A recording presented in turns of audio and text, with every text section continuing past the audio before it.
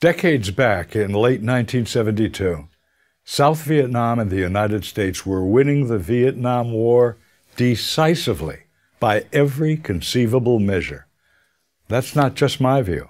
That was the view of our enemy, the North Vietnamese government officials. Victory was apparent when President Nixon ordered the U.S. Air Force to bomb industrial and military targets in Hanoi, North Vietnam's capital city, and in Haiphong, its major port city. And we would stop the bombing if the North Vietnamese would attend the Paris peace talks that they had left earlier. The North Vietnamese did go back to the Paris peace talks, and we did stop the bombing, as promised. On January the 23rd of 1973, President Nixon gave a speech to the nation on primetime television, announcing that the Paris Peace Accords had been initialed by the United States, South Vietnam, North Vietnam, the Viet Cong, and the accords would be signed on the 27th. What the United States and South Vietnam received in those accords was victory. At the White House, it was called VV Day, Victory in Vietnam Day.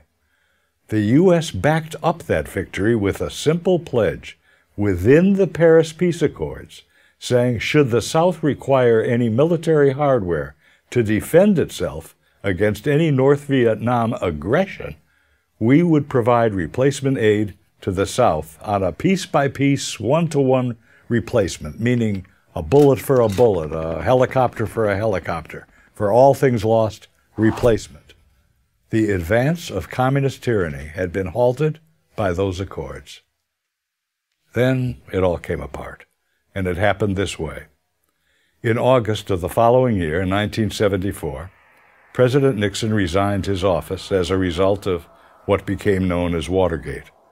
3 months after his resignation came the November congressional elections, and within them the Democrats won a landslide victory for the new Congress. And many of the members used their new majority to defund the military aid that the United States had promised, peace for peace, breaking the commitment that we made to the South Vietnamese in Paris to provide whatever military hardware the South Vietnamese needed in case of aggression from the North.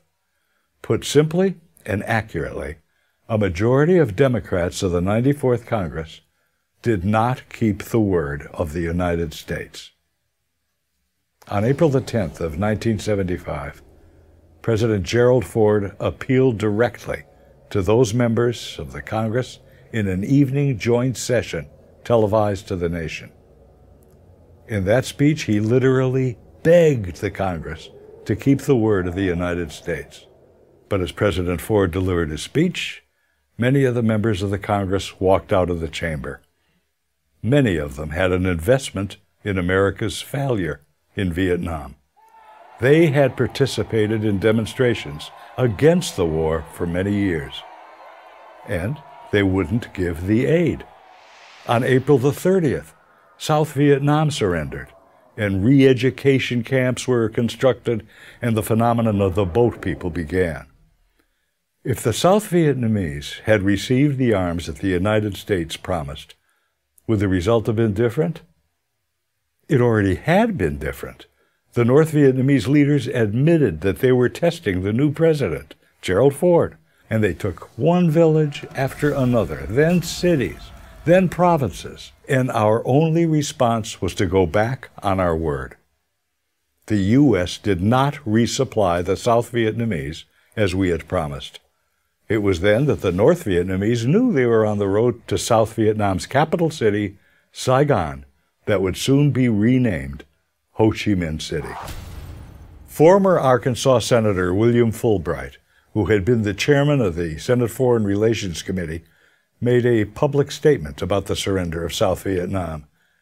He said this, "I am no more distressed than I would be about Arkansas losing a football game to Texas." The U.S. knew that North Vietnam would violate the accords, and so we planned for it.